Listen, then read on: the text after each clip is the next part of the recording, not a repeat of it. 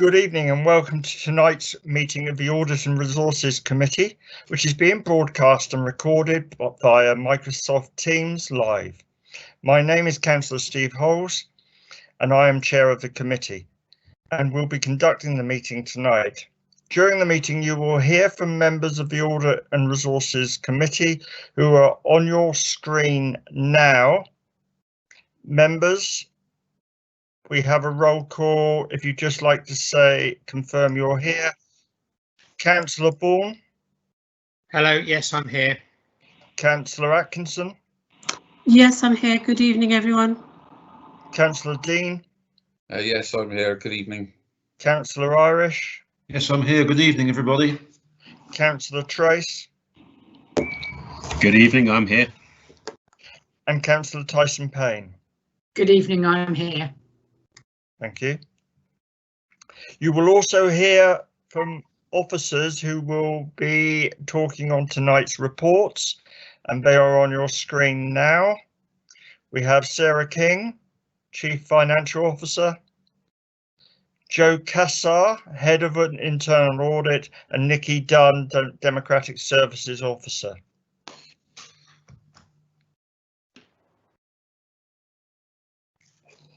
We have no members of the public who've indicated they want to take part tonight, so we will move on. If we experience a connection problem, the event will be paused. If a councillor loses connection or joins later, I will ask them to introduce themselves or reintroduce themselves for the benefit of the viewers. In the unlikely event of myself losing connection, the Vice Chair, Councillor Alex Bourne, will take over. The first item on the agenda is public participation. As I say, we haven't had any members indicating they wish to speak, so we will move on to item 2, which is the minutes of the last meeting, pages 5 to 8, and I would ask if there are any comments, please.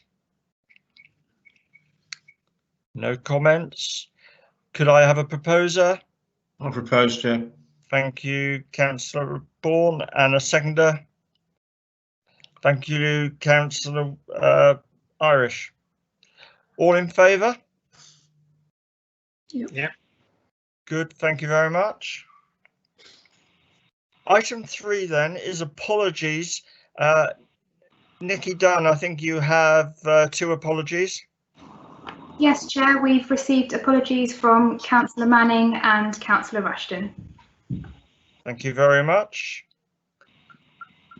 Item 4, declarations of interest.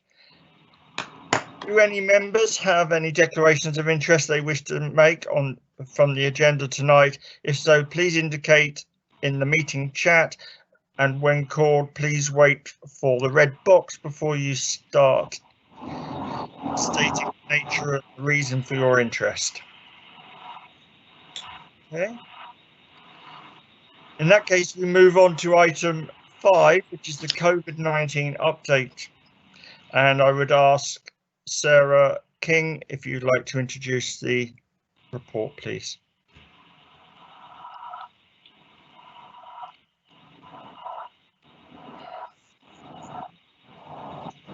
You're on mute, Sarah. You're muted, Sarah. I'm sorry, basic error. So this is the third of our COVID reports that we've brought to members. We're bringing them every time there's a committee cycle so that we can let you know where we are internally with dealing with our response to COVID and also looking forward at the recovery.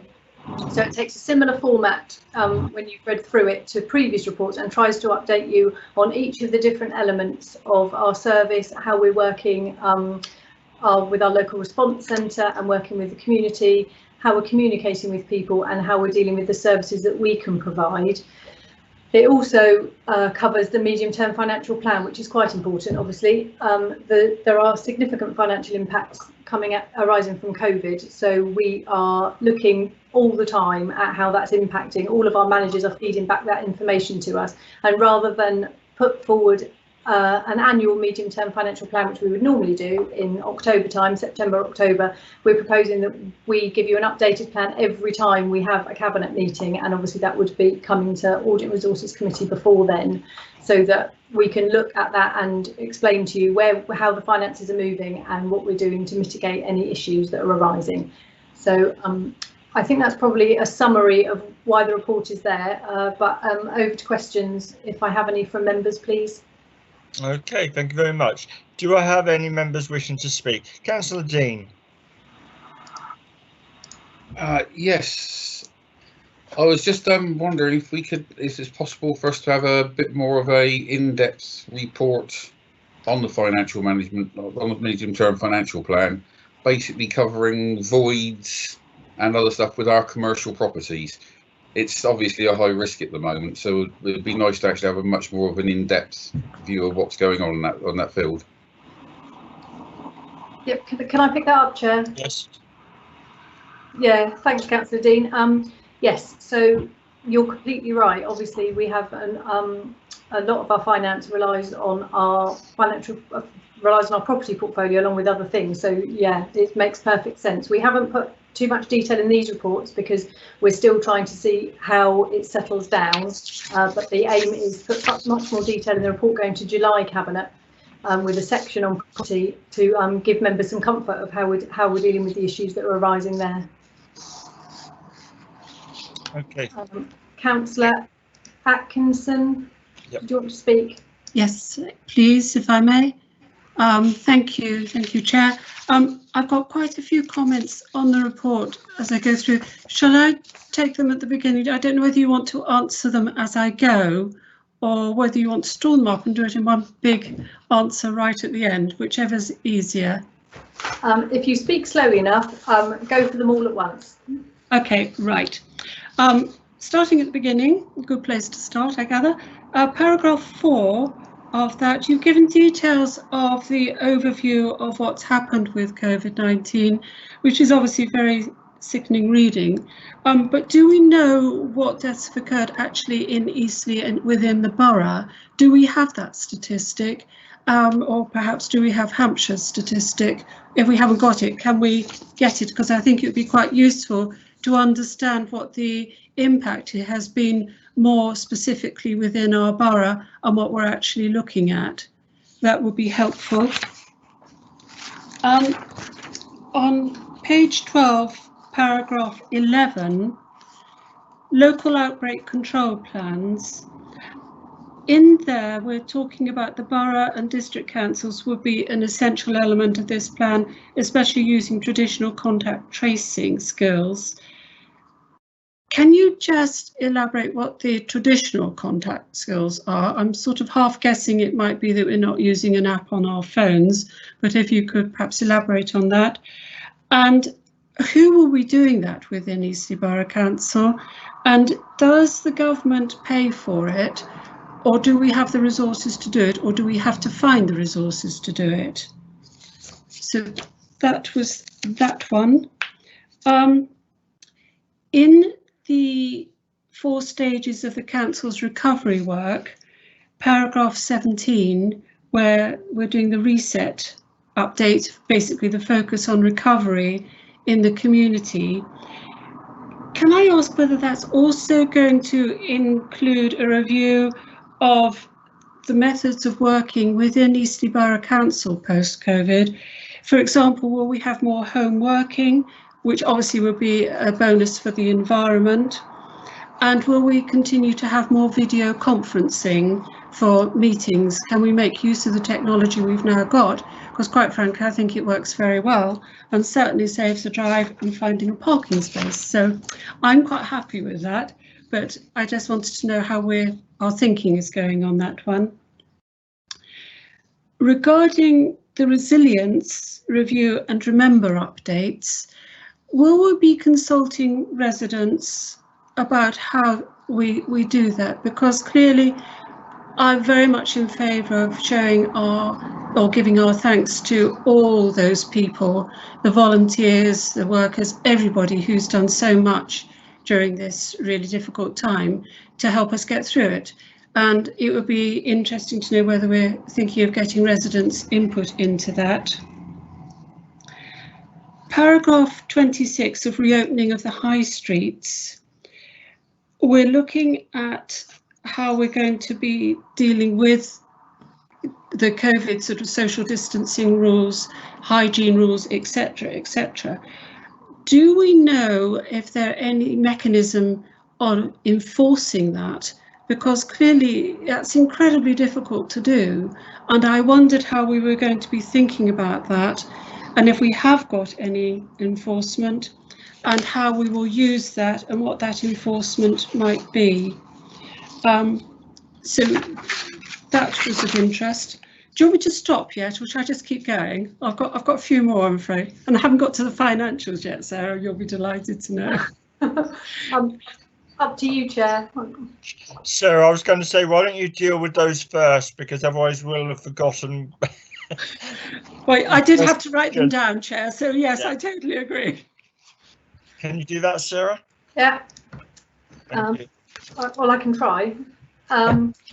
So the overview of COVID, that's a good point, actually. We should put the more local context in the report. I don't have the figures to date. You can get them on the internet, but I will get links for you sent round, and we will include it in the next COVID report so you can see the more local data on the COVID details. So yeah, that's a good point.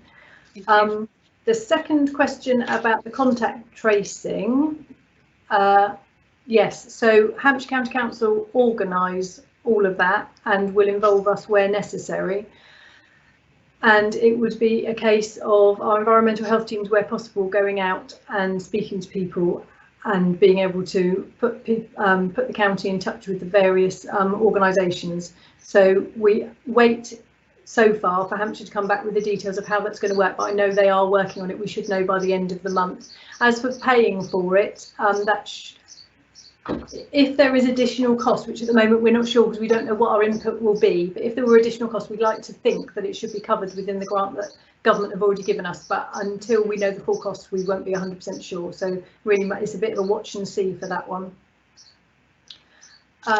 Your next question was about the methods of working at Eastleigh Borough Council, and I think you're completely right, because we've seen some changes in the way we work, obviously, as we have nationally, but it's been there are some real benefits, and you're completely right, climate change is one of them. So we very much expect that there will be much more working from home, and yes, I think video conferencing absolutely will be a part of it going forward. So one of the work streams is now looking at how, if and when we do go back to the offices, how we will do that in a more structured way. And I think you're right, there'll be lots more working from home. The only thing to balance that with is it very much depends on your personal circumstance, how working from home works for you. And we're very conscious of people's well-being at the moment and their mental well-being, because depending on your personal circumstance, some people have been inside their homes for a very long time with very little social contact. So we wouldn't like to see the future being all work from home at all, but we would very much like to think if you don't need to come into the office and you can do everything from home, which is what we're doing at the moment very successfully, we'd like to see that continue. Your next question covered the review and remember updates, and will we contact the community? Absolutely, we couldn't have done this without the community. The feedback we've had has been incredible. The patience that we've seen from people when we've had to suspend services and do things in slightly different ways has been amazing. So yes, absolutely, and I will feed your comment back though to the people running that work stream, but I know already they are talking with people to find out the best way to reflect that. And then your last comment was covering the reinforcement, the enforcement of the measures in the town centres and how we deal with that. So it's a really difficult one. So we've put up all the signage and as much guidance as we can, and you'll know that we've pedestrianised Eastleigh town centre to try and make things as safe as possible for people. We've already all the way through this, so not just because the town centre's opening, but there've always been some shops, banks open. So we've been dealing a lot with we've been to a couple of fast food establishments and spoken to them about how they mustn't do it this way, they must do the social distancing. So we can enforce, we do have some enforcement powers there from an environmental health perspective. And obviously there are also police powers if anything got to that stage, but pleased to report that to date it's been really successful, and we haven't had to take formal enforcement. We have chatted to some people and given them some guidance and some written information, but generally we haven't had an issue to date, and hopefully that will continue. So I think that picks up your first 5 questions. If you want to carry on with some more. Yes, right. Where did I get to? No, I didn't need that one. Regarding, I was very interested in the point on page 16, paragraph 35, about the VE Day and getting in touch with people who felt isolated. I thought that was amazing. And it seems to me that there's an issue here going forward that we should be continually monitoring and doing this, because some people do live in huge isolation, particularly the elderly. And it's something that I've always been incredibly concerned about. How do we reach these people?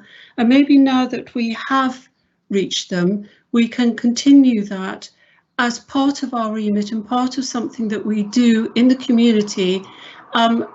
So it's just something good, perhaps, that comes out of this virus, that we can continue to relate to people in isolation. And the other point there is we need some sort of mechanism of giving these people confidence that, yes, they can come back into the outside world. Because I'm seeing from the television, there are a lot of reports that people are nervous about coming back into the outside world, and we've somehow got to give them confidence to be able to do that. So I'm hoping that that will continue, that work will continue regardless, and perhaps we can somehow work that into an already very busy schedule. Service update, under paragraph 39, approximately 25 members of staff have been redeployed to other areas to provide support. This is in the tactical response team. I just wondered what happened to their normal duties whilst they've been redeployed. Have we got that covered off? Query. Under the paragraph 42, the business grant applications, has everybody who's entitled to receive a grant under the small business rates relief grant actually now received it, or are there some that have still not even applied for it? Do we have that statistic, please? On page 19, paragraph 49, we are communicating with a lot of people, and I know we're doing a lot of that using IT resources, which is great, but are we making sure that we are still contacting people who don't have the IT resource, and how are we doing that? Regarding parish councils, I'm aware that Eastleigh Borough Council was going to offer grants to parish councils where they're perhaps struggling. Has that process been worked on? Has that happened yet? And if not, when will it happen? And then I come on to a couple of points on the financials. Shall I do that as well? Go for it all? Yeah, okay. So first of all, Ray, thank you, because that would have been a point that I was going to raise. That was brilliant, and I welcome that addition to the report and look forward to next report. Under paragraph 56, where we're experiencing, I think it's the impact on the revenue. I'm particularly mindful of the Point and the Berry and probably the country park sites, who are particularly vulnerable at this time. And even with the restrictions easing, I still think they're going to be incredibly vulnerable. Do we yet have any idea of what it's going to cost us to support them through this? And if we don't have, can we have a figure on that, please?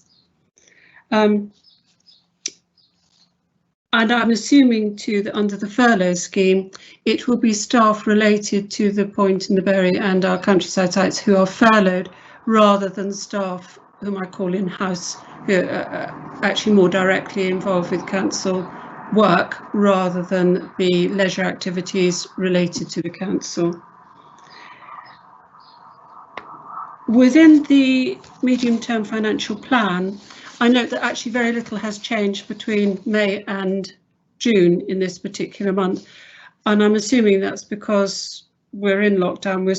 We know where we are at the moment, but clearly the future, as Ray's already indicated, is very iffy in terms of rentals, both on commercial properties, office properties, and indeed personal properties, personal housing and council tax. But also within that, I know that there was a climate change paper brought to Policy and Performance at their last meeting, and in there it said there's going to be significant cost to council if we're going to be able to implement that, the actions of that climate change report. Have those significant costs been quantified, and are they in this medium-term financial plan? I think that's probably enough to be going on with, so thank you, Sarah. Thank you, Chair, for indulging me. Thank you, I think. Right, I'll try and address them all, but pick me up if I miss a thing. I think I've got them all. So we're talking first about your, you mentioned paragraph 35, which talks about how we keep in contact with isolated people. And yes, I think one of our really good successes was getting in early to try and contact as many people as we possibly could who we thought may be vulnerable and isolated, to try and see how much we could help them. And we did find about 40 people along the way, 45 people that we helped who hadn't previously taken help. And you're right, confidence to come back into the outside world is a big thing, and that's a big thing nationally. So the announcements we've had today from government talking about changes leave us with a little bit of work to do to work out how across the region really we can work out the best way to communicate that to people, to give people the confidence, because there's some mixed messages, and I think we need a little bit of time to work with our partners across the county to determine the best way to translate that for people so that they know where they stand, really, what the rules are that apply to them and how best they can be helped. So as soon as we know that, we will communicate as widely as we can, and obviously councillors have quite a role in that, because you have quite a lot of contact with an awful lot of people, and people in vulnerable groups as well. So the wider, when we've worked that communication out as clearly as we can, the wider we can spread that message, the better, definitely. You next mentioned about relocated staff and people that have been redeployed to other areas. So we tried to, very early on, we tried to identify where people didn't have as much work to do. So it might have been we had some people in, for example, some of our building surveyors who couldn't get out and do building surveying work could be moved on to do other work. So we've been very conscious to notice who has capacity and who doesn't. So we've been very agile and flexible in moving the workforce around to make that happen. What we're doing now is finding where things are coming back on stream and we can move the workforce back. And all we're trying to do there is try and do that in the safest way possible. So taking account of people's health and safety. So it's more of a slow build rather than to turn it straight back on to make sure everybody's safe. So I don't think anything's fallen between the cracks at all. I think there were some things that we had to pause because they had to be paused for health and safety purposes, but I think things are starting to come back to normal now. So I don't think we've missed anything that we couldn't have done. You've asked about the business grants, and I believe everybody has contacted, and everybody who can receive the money has now received the money. There are still people who would write back and say, well, we think, what about us? So we're still looking at the odds there, but there are very few people coming through that now. So I think we've picked everybody up and everybody had been contacted. So that's a great success story. And then we went to paragraph 49 of the report for those that have it open, which talked about emails being sent to users of the local response centre. So again, that's that situation where we've tried to contact as many people as possible. Where we haven't been able to email, we've tried to ring, and we obviously will keep that going throughout. Things will change a little bit now with food parcels stopping, and we're very conscious that we don't want to leave those people without a contact, because like you say, Councillor Atkinson, there will be people who don't feel comfortable going outside, even though technically they're able to. So we're very keen to make sure we keep that contact up.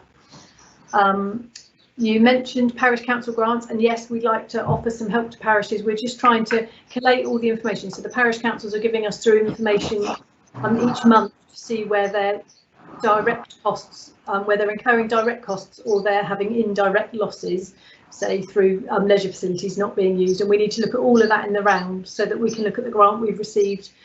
We received just over £1 million for all of us across the district and for parish councils, and then we need to work out the best way to apportion it. So I can't tell you how much yet because we haven't worked it all out, but we will do. And as soon as we do, it will come through in that COVID report. That's that item. You asked about the point and the berry. Unfortunately, I don't have the spreadsheet open, so I can't. I've got a number in my head, but I don't want to say it in case it's the wrong one. But yes, so we've discussed that with Nicola and with Simon, who head the our theatres and our countryside sites. So we've picked up their potential losses of income. Obviously, we'll keep assessing that as we go forward. There's opportunity now to do a little bit of catering at Itchen Valley and get more throughput of visitors, because obviously people love the site. So there's opportunities there and at Lakeside to recoup a little bit of income. So we just need to keep a really close eye, but we've gone for quite pessimistic estimates of income in the hope that things turn round. So we've tried to be as prudent as possible. And you're right about the furlough scheme. It does refer to those workers. So it was people at the Point and the Bury and the countryside sites who are employed based on additional income. The income has dried up, therefore we can't pay mostly casual workers on that. And your last point, I think, was about the climate change paper and the medium-term financial plan. So the climate change paper has an awful lot of things in it, all of which, not all of which, that's not true. Some things have been achieved and we've already budgeted for them, like the green energy manager and more biodiversity officer posts. So those things are already included. And then there are other things that will need to be accompanied by a business case. So there's lots in there. There's lots in there that has staff resource time, which should be achievable. There's lots in there that will generate income. So we'll look at the business case over the life of the scheme. But no, those items, because they haven't been fully costed yet, they're not in that medium-term financial plan. But you'd like to think there'll be a net positive impact as well as a positive impact on the climate. So until we get through those business cases, then we won't see what the full impact is. I hope that helps. Very much. Can I just say thank you very much, Chair, and thank you, Sarah, for that, and also for the report, which was very comprehensive. Could you please let us have the berry figure when you have got it on paper rather than in your head? Please? Yes, no problem. I'll email it round to members. Yes. Yeah, thank you. Thank you, Chair. Thank you. Councillor Vaughan, you have a question. Yes, thank you, Chair. Very interested to look at the Eastleigh town centre and its reopening of many of the shops and the closure of the roads. So I've received lots of correspondence, being an ELAC councillor, from businesses not happy about it. However, I've been there quite a few times and the shoppers seem to love it because there's more space to move around and it allows for the shops to form queues outside. So I think it's absolutely the right thing to do short term, but obviously some of the shops aren't very happy about it. The car parks, the charges have been reintroduced, and every time I've been Saturday and I've been lunchtime and I've been after work, etc. The car parks are very, very much under capacity. So I didn't know if we could consider making free parking again. I know it's a big cost to the council, but with the grant from the government, can some of that money be offset to bring more people into the town? Because I don't feel at the moment enough people are coming into the town just by look and feel and by some of the comments from the shops. Thank you, Chair. Thank you, Sarah. Oh, sorry, little pause there. I was muted again. Yes, you're right. There is definitely a mixed feeling on the pedestrianisation of the town centre. We can look again at the free parking. Probably, yeah, we probably need to pick that up as part of the recovery group.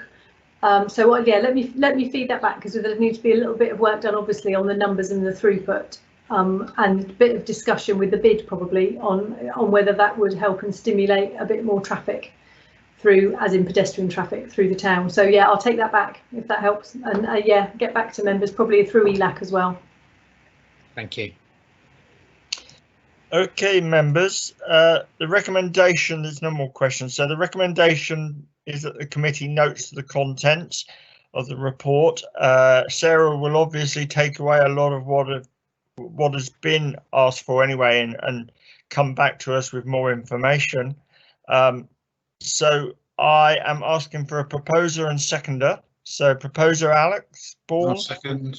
and seconded by Councillor Irish. Are members in favour? Just indicate, please. In favour. Is that everybody? Is there anybody against? No. In that case, that's carried. Thank you very much. Item 6 is the external audit progress. Now, the external auditors felt they didn't need to come to this meeting tonight because there was not a lot more to say at this stage. Sarah, have you got any comments? No additional comments, I don't think. So the auditor has been in to do initial testing, and they've obviously, as it works, they've given us a list of tests they'd like us to address. I think we've pretty much picked up everything they've asked so far, so they just need to come in and review it, which they'll do in July. But all things going well and all things going to plan, I'm fairly confident it'll be a pretty successful audit this time, Chair. Okay, thank you very much. Okay, moving on then to item 7, which is verbal updates from members representing the Strategic Risk Management Group, Procurement Executive Group, and the Housing Group. Now, I have a suspicion that there haven't been any meetings since our last meeting. Is that correct? Yes, That's correct for the SRMG. Thank you. Okay. So, Sarah, are any in the pipeline, do you know? I think they're all scheduled, but they probably come in over the next few weeks, actually. The only one would be the Housing Group, which I'm just it's on our action list, and I will pick that up and chase it up to make sure a meeting is set up in councillors' diaries. Thank you. Moving on to item 8, which is the action list. Sorry. Yes. Sorry. I believe the next SRMG is actually after our next A&R rather than before. Yes, so the next Audit and Resources is the 28th of July. SRMG doesn't meet until the 30th. That's Councillor Tyson Payne. Thank you very much. Sorry. Is that correct, Sarah? I don't have the date in my diary, but I'm sure Councillor Tyson Payne's right. I can try and get that. Oh, Joe, our head of audit, is nodding, so it's definitely right. I can try and get that date changed. I can see if I can get it brought forward. Might be more useful. Okay, thank you very much. In that case, we will now move on to item 8, which is... Chair, sorry, can I speak? Yes, you can. Sorry, in looking at Cabinet's agenda for, I think it's the 25th of June, I'm sure it says somewhere that they're expecting nominations for joining those groups. Have we done appointments to those from this committee? I can't remember, for this coming year. My impression was that we were being encouraged to keep everything the same for now. Certainly within the political groups and everything, and the members of committees, that was the case, to make things easier, because obviously there's been a postponement of elections and so on for a year. I would suggest that's a good point, actually, but I would suggest that we keep the membership as it is, if members are happy. Yeah, I just wanted clarification, Chair, just to make sure that I was going to the right committee at the right time. Yeah, because it wasn't on our previous agenda, was it, to nominate names? So. No, it wasn't. Okay, well, we'll ratify that at the next meeting if we can, just so that it's in writing. But I would thank those members that sit on those 3 groups, and thank you for your input, and hopefully you'll continue for another year. Okay. In that case, we can move on to item 8, which is the action list. And Sarah, have you got any comments on that? I think we've given updates. So the Hampshire Community Bank, we're trying to arrange a meeting, as I said to the last meeting, slightly tricky during this time, but we'll try and arrange a meeting shortly, but we'll invite all members to that. Internal audit charter, Joe, I know, is still looking at a reciprocal arrangement to try and work that thing out, so that's still in train. The audit plan will be taken to your committee in July, and the housing group is, as I've just said, I'll try and arrange for that meeting to be set up before your next, before the next meeting of this committee, so that you can see the updates. Thank you, Chair. Okay, thank you. Any comments from members?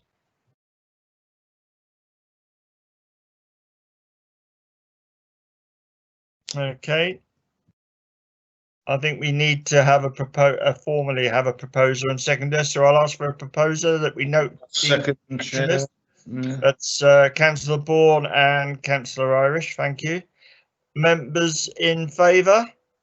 In favour. The report. And anybody against? Nobody against. Okay. Thank you very much. That's carried. Item 9 is the Cabinet Forward Plan. If there's anything on there that members feel we could have a look at, which we're currently not scheduled to be investigating. Councillor Dean. Yeah, just basically, I've got one little question, which was, I can't find the page on it now. I've just lost it on my iPad. Was it saying that they're going to be making a decision on the local plan, but it only says to make a decision on whether they're prepared to go with that. It doesn't actually say whether there was an option to the decision. Didn't know Sarah or anyone be able to sort of explain sort of whether it's really just approve what's going to be done or whether it's make a decision and what the option is going to be. Thank you. Yeah, I can pick that up, but only by saying I'm not 100% sure, which is really unhelpful. Let me get back to the committee tomorrow with the answer. I'll need to speak to Graham in planning policy. Yeah, the wording says the Cabinet will be asked to take a decision on whether to work towards adopting the local plan by preparing the main modifications. So I suspect it's a case of, are we going to take it to the next stage? But if you don't mind, Chair, I'll come back to members by email in the morning. Thank you. Councillor Atkinson, have you indicated to speak? Yes, thank you, Chair. I was just going to ask, there are a couple of property transactions that are scheduled to come to Cabinet, and I wondered, certainly the one on the 25th of June, it's a bit late for that one, but it would have been valuable, I think, if that had either gone to the housing group or A&R before it had gone to Cabinet, so that we could just have a look at that. And there's, again, scheduled, property transactions are scheduled for 22nd of July, so I'm not sure whether that should be looked at. We possibly don't even know what they are at this stage, I don't know. And the other thing was the corporate performance and financial monitoring and the provisional outrun. It's not going to any committee. Is that scheduled now for policy and performance? Because I get very confused with that, because it seems to me they ought to come to A&R, but I'm told I think they go to P and P, but there's nothing scheduled on those, and I would have thought they would have gone somewhere. I don't know. Thank you, Chair. Thank you. Would you like me to pick those up, Chair? Sarah? Yeah, I can pick those up.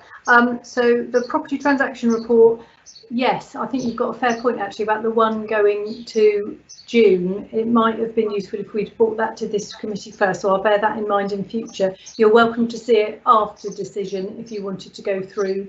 You may want to call it into a future meeting. I know your July meeting is quite busy. Or obviously come to Cabinet if you have any questions on that one.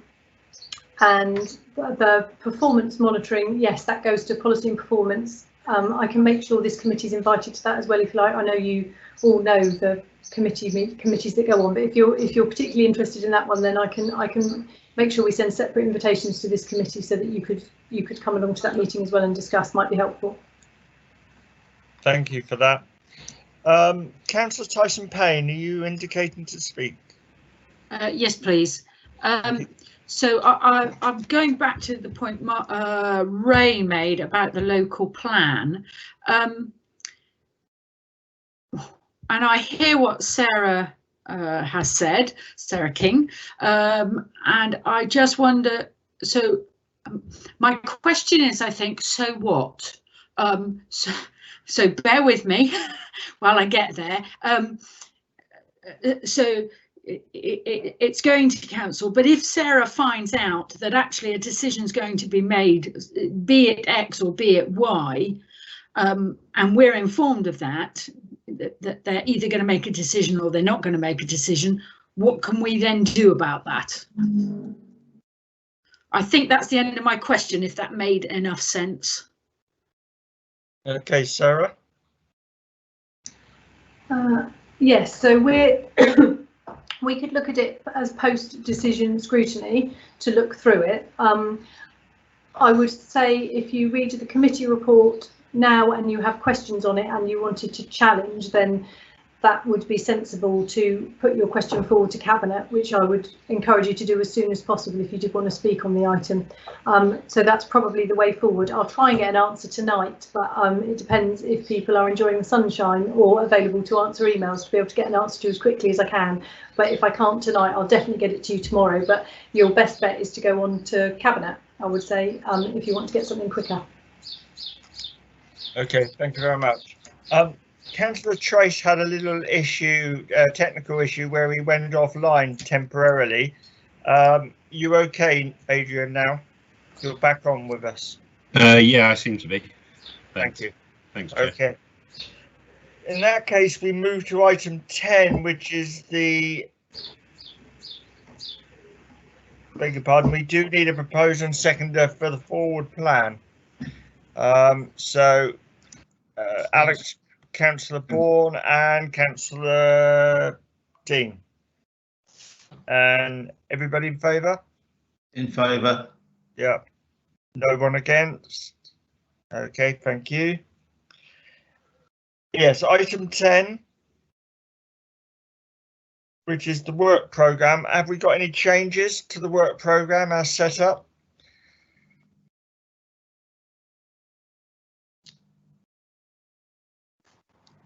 We seem to have a little problem because Sarah King has now disappeared off the screen. No, she's on mine. I haven't got her on mine. I think I'm definitely here. Hi, Sarah. Yeah, I'm here. I don't have any. I have no issues with your work programme. I think we've got everything on there. Yeah. Yeah. Okay. I mean, are we still sort of guessing when our outside auditors are going to be bringing items to us at the moment a little bit because of COVID? They should be with us. Well, they should definitely be with us September time to give an update. But if we know more in the July committee, they can either give they can either join for a verbal update or they can give me a written update for you. They should have been in for a bit in the July committee, so I would like to think, yeah, I could probably pick that up as part of the item on the annual statement of accounts to let you know where we are with the audit on that. Thank you for that. Okay, we need a proposer and seconder that we note the plan. So Councillor Trace and Councillor Bourne. All in favour? In favour. Thank you. Nobody against? Excellent. Okay, our next meeting is on July the 28th. And thank you all for coming tonight, and be safe. Thank you, Chair. Chair. Good night. Thank you, Chair.